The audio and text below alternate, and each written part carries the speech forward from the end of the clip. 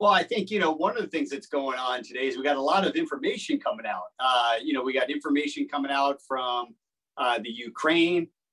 We have the yield curve that briefly inverted. So I think, when you have all this information and you have this really concerns investors and traders, right? And that's where you're seeing, we saw a sell-off in the S&P 500 earlier in the day. Now it's snapping back. We had a massive drop in oil because of what's going on in Asia with them kind of shutting down. So you have a lot of these different asset classes. And then let's not forget, and I think people are not even watching this, is you had the yen make one massive move overnight that will and is affecting the market in some way, right? We had to have the Bank of Japan come in and buy as many bonds as they want to at this point. And this is the second time they've come in over, I think, the course of the last few months. And that is a little bit of concerning when you're in an environment where you have massive inflation and you have central banks around the world raising interest rates. And the Japanese government wants to keep interest rates at that 25 basis points. 뉴욕 증시 마감 코멘트 영상 보고 오셨습니다. 화요일 진짜 전략 이 시간 이분과 함께 보도록 하죠. 유진투자증권 여의도 영업부 강영현 부장 나와주셨습니다. 어서 오세요, 부장님. 안녕하십니까. 네. 자, 미국 증시 반등이 간밤에 굉장히 인상적이었습니다. 장단기 금리차 역전에도 불구하고 나스닥 지수가 테슬라 때문이었을까요? 간밤에 강하게 반등에 좀 나서줬는데요. 사실 지난주에 나오셔서 5월 초 FOMC 전까지는 좀 시장 급락 요인의 부재를 좀 말씀을 해주셨어요. 네. 이번 주도 좀 비슷한 맥락으로 보면 되는지 투자 포인트 좀 어디에 있을까요? 네, 지금 상황으로만 보면 반등은 삼척동자도 예상할 수 있었던 수준입니다. 아, 네. 우크라이나 사태 관련된 거 문제가 있었죠. 걸프만에서 전쟁 터진 것보다 더 심하게 유가를 긁어올리고 시장 불안 요인 자체가 그것보다 훨씬 더 지수 낙폭을 과대하게 만들었다라고 하는 거. 그러면서 금리 인상에 대한 스케줄 자체가 수정이 되는 거, 과격하게 수정이 됐던 부분들이 영향을 미쳤던 겁니다. 그러니까 기업 실적이나 이런 것들이 확인되지 않았죠. 아직까지는 기업 실적 증가율 자체는 상당히 좋은 상태고, 그러니까 올해 내에는 기업 실적이 부러지는 리세션이 올 가능성은 없는데 그것까지 반영을 해서 지수가 20% 낙폭을 보였기 때문에 그 과정에서 유동성은 충분히 있는 상황에서 지수가 낙폭을 보였기 때문에 반등할 수밖에 없었던 상황입니다. 어제 이제 조금 나스닥 지수가 급격하게 반등을 했던 건 유가가 많이 빠졌습니다. 중국이 락다운이 되면서 원유 선물 가격이 급락을 하게 됐고, 이렇게 되면 인플레에 좀 좋은 영향을 미치는 거 아니냐, 이렇게 얘기가 나왔던 부분들도 있고요. 어쨌든 간에 지금 결론부터 얘기하면 23년까지 9번의 금리 인상에 대해서 얘기를 하고 있습니다. 그런데 이게 외상값처럼 쌓여 있다는 거예요. 또 올라오니까 밸류에이션 고평가가 되고 이거 언제 갚을 거냐라고 하는 거에 대한 질문을 시장이 하고 있는 상황입니다. 지수가 항상 고점에 있을 때 빠질 걸 대비하고 내려 있을 때는 위쪽으로 보고 사야 될 것들을 준비해야 됩니다. 대응이 아니라 대비라고 제가 말씀을 계속 드렸고, 17,000선 선물에서 매도를 하지 않았으면 돈이 계속해서 플로우가 일어나는 펀드라든가 수입이 계속 많은 사람들은 13,000에 가서도 또 수입이 들어오니까 주식을 살 수가 있는 거죠. 그런데 17,000에서 13,000까지 빠졌을 때 실질적으로 보았을 때는 빅테크를 제외한 일부 나스닥 종목들은 굉장히 어려운 상황이었습니다. 유가가 하락하고 우크라이나 사태가 마무리가 될 거냐라고 하는, 여기서 생화무기 쓰고 핵 쓰고 그렇게 하면서 푸틴이 끝까지 갈 거냐, 아니면 여기쯤에서 중재를 받고 물러서면서 돈바스 지역을 분할하면서 평화적으로 해결할 거냐라고 하는 거에 대한 결론이 남았다. 그러나 증시의 영향력 자체는 이제 이거 별거 아니구나라고 하는 상황을 만들어가고 있다, 이렇게 보시면 될 것 같고요. 어쨌든 기업 실적 시즌 발표 시즌입니다.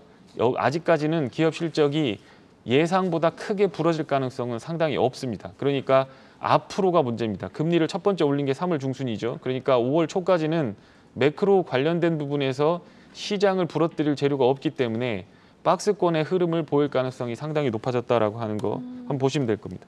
나스닥 선물 여기 보시면 차트를 한번 가져왔습니다. 여기 하늘색으로 표시된 이 부분에서 생각을 하셔야 됩니다. 금리도 안 올릴 거고 인플레도 잦아들 거고 서플라이 체인도 완화될 거고, 그런데 그 과정에서 IPO는 최고, 스펙 관련된 주식들은 다 폭락하고 있고 어떤 부분에서 대주주는 주식 다 팔고 있고, 이익 증가율에 대한 부분들을 굉장히 높게 잡았다가 낮추고 있는 상황이고 그런 상황이 저 파란색 자리입니다. 그러니까 이걸 뚫고 올라가려면 뭔가 좋은 게 터져야 되죠. 그런데 좋은 게 하나 터졌습니다. 하나가 뭐냐면 미국이 중국에 대해서 관세 352개에 대해서 면제해 주겠다. 그러면 인플레 완화되는 거거든요. 그러니까 결국 이것들의 핵심은 뭐냐. 중국을 서플라이 체인에서 제외시키려고 중국을 때리다 보니까 어떤 문제가 터졌을 때 물가를 낮게 유지되면서 경제가 좋아지는 흐름들이 부러졌던 겁니다. 그런데 관세 유예했으니까 어쩌면 유가가 내려간다거나 우크라이나 사태가 완화되는 것보다 더 큰 호재가 발생한 건 사실이다라고 하는 거. 중국하고 미국하고 화해하고 인플레 잡자라고 하면 인플레는 문제 없다라고 하는 거 예전부터 계속 말씀을 드렸던 부분입니다. 요 박스권에서 반등 나왔는데 여기서 이제 어떻게 될 거냐. 보라색을 타고 올라갈 거냐 아니면 스카이라케팅에서 다시 슈팅이 나올 거냐라고 하는 건 제 입장에서는 기본적으로 대비하는 게 맞다라고 하는 거. 대비한다라는 건 먹은 거 좀 챙겨주고 종목 압축하고 지수가 더 올라주면 인버스로 커버 치면서 주식은 갖고 가고 싶은 것들 갖고 가셔도 충분히 수익이 날 수 있다라고 하는 부분들 말씀을 좀 드리고요. 나스닥을 한번 보면 해부를 해봐야죠. 뭐 다리가 아픈데 엑스레이도 찍어보고 MRI도 보듯이 이렇게 보시면 됩니다. 여기 보면 여기 신저가 황색으로 표시된 게 신저가입니다. 신저가 속출했던 부분들이 이렇게 나왔죠. 신고가 종목들은 이렇게 파란색으로 표시가 됩니다. 그러니까 신고가에서 신저가를 빼주면 이렇게 신저가 종목들이 많은 상황이라는 겁니다. 그러니까 실제적으로 나스닥 100은 95% 이상이 200일선, 200일선이라고 하는 건 1년 동안 거래되는 일수를 평균적으로 거래되는 가격을 그 위로 회복을 했습니다. 그런데 나머지 종목들 중에서는 45% 절반 이하만 회복을 했다라고 하는 거고 그러니까 지수는 올랐지만 실제로 뜯어보면 성장주라든가 빚이 많거나 앞으로 5년 이내에 현금을 좋지 않은 기업들은 아직까지도 회복 못하고 있는 상황이기 때문에 앞으로 금리를 올리게 되면 어떻게 될 거냐 그거에 대해서 판단을 더 해보시면 될 것 같고 2023년까지 9번 인상입니다. 그러면 거의 뭐 9번 이상 10번이라고 잡으시면 이게 2.5% 이상까지 올라간다라고 보고 있다라고 하는 거 그걸 프라이싱 하고 있다는 겁니다. 그런데 페드는 지금 아직 0.25%밖에 안 올렸죠. 그러니까 앞으로 어떻게 될지에 대해서 고민을 해보셔야 된다는 겁니다. WTI 문제 그거 작년에 올해 물가 오르는 거 WTI 때문이다라고 하는 겁니다. 그래서 한번 뜯어보셔야 됩니다. 그게 진짜인지 거짓말인지. 연료 에너지 관련된 부분들이 이렇게 많이 올랐습니다. 전년 대비 많이 올랐죠. 40% 오르고 중고차 가격도 40% 올랐으니까 이것 때문에 물가가 많이 올랐다라고 하는데 실제로 여기 PC라든가 CPI 구성 항목으로 보시면 됩니다. 연준에서 참고하는 건 이 차트에 보시면 PC 항목이라고 보시면 돼요. 이 그래프를 보여주시면 좋겠고요. 여기 CPI라고 하는 거는 어떤 우리가 물가라고 보는 그런 부분이라고 보시면 됩니다. 그럼 여기 보시면 PC는 하우징이 23%고 CPI는 42%입니다. 그런데 원유하고 중고차가 들어가는 건 여기 트랜스포테이션이라고 하는 겁니다. 연준이 참고하는 PCE 지표가 4.9%로 1970년대 이후 가장 높은 수준으로 올라왔는데 그거는 비중이 10%밖에 안 된다는 거예요. 그러니까 원유가 많이 올라서 혹은 중고차가 많이 올라서 미국 물가가 4.5%, 5% 치솟는 거다라고 하는 건 잘못된 분석이다라고 하는 겁니다. 내용을 보시면 알겠지만 걔들은 10%밖에 안 들어간다라고 하는 거 그거를 생각하시면 됩니다. 그러면 그 원인이 뭐겠느냐라고 하는 거 이 차트를 보시면 연준, 모기지, 은행, 유가증권 모기지를 연준이 얼마나 갖고 있느냐라고 하는 겁니다. 여기 보시면 이렇게 20년대 이렇게 줄어들었던 모기지가 이렇게 올랐습니다. 1조 달러를 사들였죠. 여기 보시면 여기 하우징, 쉘터라고 하는 부분에서 CPI를 42% 차지하고 있는 집값이 이렇게 올라간 겁니다. 대한민국은 아무리 뭐 해도 집값이 강남 집값이 10억 하다가 30억까지 올라도 그거 물가에 포함 안 됩니다. 그 양반들이 가서 그 집을 팔아가지고 혹은 그 집값이 올랐으니까 내가 벤츠 한 대 사야지라고 하면서 강남에 있는 모든 사람들이 벤츠값을 들어 올렸다. 그러면 그때서야 물가가 반영됩니다. 우리나라는 집값이 물가 통계에 빠지기 때문에 3.7%인데 실제로 느끼는 건 집값이 이렇게 올랐는데 물가가 이거밖에 안 돼? 라고 얘기하는 겁니다. 그런데 미국은 월세랑 모기지가 이렇게 반영이 되죠. 그러니까 연준에서 돈 끌어다가 계속 채권을 사주니까 돈이 풀려갖고 집값을 30년, 40년 만에 최고치로 올려섰고 그것 때문에 물가가 올라갔다라는 거고 그러니까 이 모기 채권 다 팔아가지고 집값 잡아야 된다라고 하는 게 숙제로 남았다라는 거고 그게 다른 이름으로 해서 QT라고 하는 부분이라고 보시면 됩니다. 그래서 미국의 주택 모기지 금리가 지금 4.1% 이렇게 치솟았습니다. 그럼 2019년 이후로 가장 큰 폭으로 치솟았다 이렇게 말씀을 드리고요. 일드커브 인버전 관련된 부분에서 걱정을 많이 하십니다. 그런데 지금 쇼크는 안 오고 있어요. 이거 충분히 분석이 됐다라고 하는 부분입니다. 그런데 여기 보시면 10년물, 2년물, 5년물, 30년물은 이렇게 이미 빠졌습니다. 여기 5년물, 30년물은 뭘 보면 되냐면 부동산이라고 보시면 됩니다. 경기하고 상관없습니다. 이게 이렇게 거꾸로지면 은행에서 부동산 대출 안 오니까 이제 집값 잡히겠구나. 그러면 집값 때문에 오르는 물가 안정되겠구나 생각하시면 되는 거고 10년, 2년물은 이게 경기입니다. 기업이 시설 투자를 어떻게 할 거냐. 그다음에 이걸 가지고 채권 시장하고 조정은 어떻게 될 거냐라는 거 다 거꾸로졌습니다. 근데 이렇게 보시면 맨 위로 치솟아 있는 게 뭐냐면 3개월물을 앞으로 1년 6개월 후에 3개월이 얼마나 갈 거냐라고 보았을 때 여기 이렇게까지 치솟아 있다는 겁니다. 그러니까 연준의 어떤 정책, 금리 인상 정책이 앞으로 1년 6개월 후에는 단기 금리를 저런 식으로 급등을 시켜가지고 유동성을 잴 거다라고 하는 게 프라이싱 되고 있는 거고 전반적으로 보시면 이게 다 같이 움직였죠, 이렇게. 근데 지금은 장단기 금리차 중에서 5년, 10년은 이렇게 꺾어지고 있는데 단기는 이렇게 오고 있는 거니까 요게 인플레이션 때문에 정책 당국의 스텝이 꼬이는 그런 과정이다라고 보시면 되고 요게 어떻게 해결되는지에 대해서 조금 지켜보시면 큰 문제는 없을 것 같다. 결국에 제가 늘 말씀드리고 있는 부분들 두 가지 중국 건드려서 그렇다. 중국이 서플라이 체인에서 글로벌리하게 저물가를 수출하던 거였는데 무역 전쟁하면서 관세 때리고 거기 물건값을 끌어올리고 중국이 이제 아웃시키려고 하니까 그러니까 저물가가 아닌 고물가 상태로 유지됐던 거고 두 번째로는 요 M2 증가율입니다.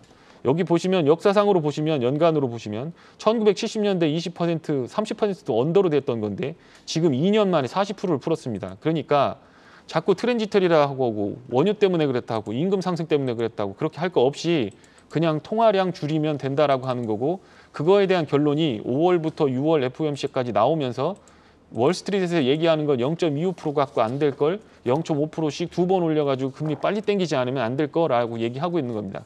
만약에 그런 상황이 왔는데도 주가가 스카이라케이팅 할 것 같다 그러면 여기서라도 주식을 더 담아야 되겠지만 그렇지 않고 좀 기다려봐야 되겠다라고 하면 리스크 관리를 적절하게 하시면서 혹시 박스권 하단으로 들어오게 되면 우리가 어떻게 해야 될지에 대해서 대비하는 전략을 가져보는 게 맞지 않겠느냐라고 하는 거고요. 여기 연준 이게 글로벌 골드만삭스 연준 이게 뉴욕은행이죠. 글로벌 공급망 지수, 압력 지수입니다. 그럼 보시면 이렇게 치솟았던 거죠. 여기는 전염병 때문에 그런 거고 여기는 원유 원자재 값이 올라서 그런 겁니다. 조금 느슨해지고 있습니다. 그렇지만 아직까지도 압력은 굉장히 높은데 보시면 실제로 미국에 재고 자산이 없거나 이런 부분들은 많이 없습니다. 물론 정유주 중에서 비행기에 넣을 기름이 없어갖고 비행기가 연착하고 그 다음에 캔슬되고 하는 일들도 나오고 있습니다. 그런 부분들은 전반적으로 대비가 되지 않은 상황이었기 때문에 그렇다고 볼 수 있고요. 이제 마지막 남은 건 이겁니다. 기업 실적에 대해서 이렇게 올라가는 거는 어떤 거냐면 앞으로 우리 기업의 실적은 올 한 해 혹은 내년에 안 좋아질 거야라고 하는 거에 대한 수치가 이렇게 늘어나고 있는 겁니다. 그러니까 100개 중에서 60여 개 이상 되는 기업들이 내가 실적 전망을 하향해야 될 것 같아. 영업이익을 많이 못 낼 것 같아. 물건은 많이 팔리는데 실제로 마진은 안 남을 것 같아라고 대답하는 쪽이 이렇게 많아졌다. 이렇게 생각을 하시면 될 것 같고요. 그러니까 이게 어디에서 균형을 잡는지 어디쯤까지 내려왔을 때 나스닥 지수라든가 S&P가 어디쯤에서 균형을 잡을지에 대해서 조금 두고 보시면서 관찰하시면서 대비를 하시는 게 필요하겠다. 이렇게 정리해드리면 될 것 같습니다. 그럼 일단 구체적으로 5월, 6월 FOMC 회의 전까지는 실적 장세가 돌입이 되는데 그 안에서도 조금 펀더멘털이 괜찮은 회사는 극히 좀 소수일 것이다라고 말씀해 주시는 게 지금 포인트잖아요. 네. 자, 그럼 일단 우리 시장에 대한 전망에 대해서도 좀 구체적으로 여쭤보도록 할게요. 그 전에 지금 또 속보가 나왔네요. 지금 한전에서 2분기 전기요금 사실상 동결이라는 조치를 또 취했는데요.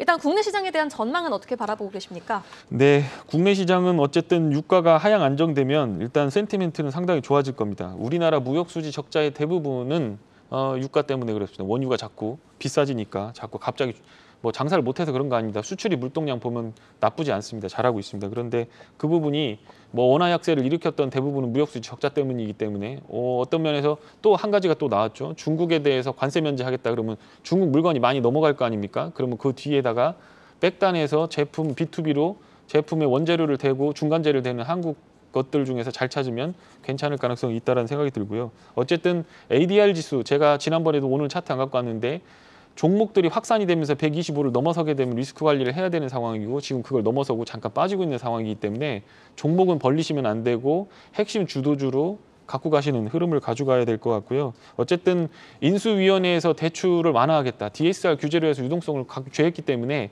그 부분이 좀 그랬죠. 그런데 마이너스 통장 연장해주면 그거 갖고 와서 주식 사는 사람들도 있을 거고 지수도 낮은 대역이기 때문에 괜찮을 것 같다는 생각을 합니다. 그렇기 때문에 뭐 유가 하락 수혜주라든가 대중국에서 B2B로 넣는 것들 지금은 락다운이 됐기 때문에 못 올라갈 겁니다. 그런데 오미크론은 어쨌든 풀린다라고 생각하고 거기서 제품을 댈 수 있는 것들을 리스트업을 해본 다음에 그놈들을 위주로 좀 해보시면 좋지 않을까 이런 생각을 하고 있습니다. 네, 그렇다면 어떤 것을 보고 무엇을 보고 종목을 선별하면 좋을지 또 지난주 리뷰와 함께 이번 주 관심 종목은 어디에 있으실까요? 네, 지난주에 DY파워 대창단조 말씀을 드렸고 그 뭐 어떤 종목들이 지금 보면 많이들 올라왔는데 어쨌든 올라온 것들 제가 방송에서 말씀드린 것 중에 올라온 것들은 좀 매도를 해주셨으면 좋겠고요. LNG 설비 투자 관련된 거 어쨌든 유가가 70불 이상만 되면 중동에서 설비 투자를 하고 그 대부분은 한국 건설사라든가 EPC 업체들이 가고 거기에 부품되는 업체들도 실적이 좋아집니다. 어쨌든 한국카본, 동성화인텍, 하이로코리아, DK락 이런 것들 잘 보셨으면 좋겠고요. 항만 물류가 적체가 해소되고 있는 상황입니다. 그런데 거기서 제일 좀 타격을 받았던 게 화학 제품하고요. 건자재 쪽입니다. 미국 부동산 시장이 그렇게 좋은데 물건이 못 들어가요. 컨테이너가 없어가지고. 그런데 컨테이너가 늘어나게 되면 이건 산업이라든가 유니드라든가 건자재 우리나라 쪽에서 좋은 것도 수출할 수 있는 뭐 LS, 하우시스 같은 것들 조금 관찰하시면서 수출 데이터가 매월 1일 초에 발표되니까 그런 것들 보면서 물동량 늘어나면 그쪽에 베팅을 해보셔도 될 것 같다는 생각이 들고요. 어쨌든 봄철 활동 증가가 되고 있기 때문에 알톤 스포츠라든가 삼천리 자전거 같은 것들 거기다가 이제 배터리를 붙여가지고 전기 자전거를 만듭니다. 그런 상황이 오게 되면 이제 언덕이 있거나 구릉이 있는 지역에서도 부담 없이 탈 수가 있죠. 그러니까 어떤 면에서는 자동차 보급에 있어서 자동차가 옛날에 30만 원 주면 샀는데 이제는 200만 원이지만 그게 날씨도 좋고 그럴 때는 뭐 전기 자전거로 가니까 공기도 쐬고 그러면서 한번 가보자라고 하면서 모멘텀이 맞을 수도 있고 실적도 잘 나오고 있기 때문에 한번 잘 쳐다보면 될 것 같습니다. 네, 알겠습니다. 지난주 관심 종목이었던 인프라는 일단은 지금 시점에서는 매도하는 게 좋고 이번 주 관심 종목까지 브리핑 해주셨습니다. 항상 부장님과는 조금 더 말씀을 나눠보고 싶은데 아쉽습니다. 시간 관계상. 지금까지 유진투자증권 여의도 영업부 강영현 부장과 함께해봤습니다. 오늘 말씀 고맙습니다. 고맙습니다.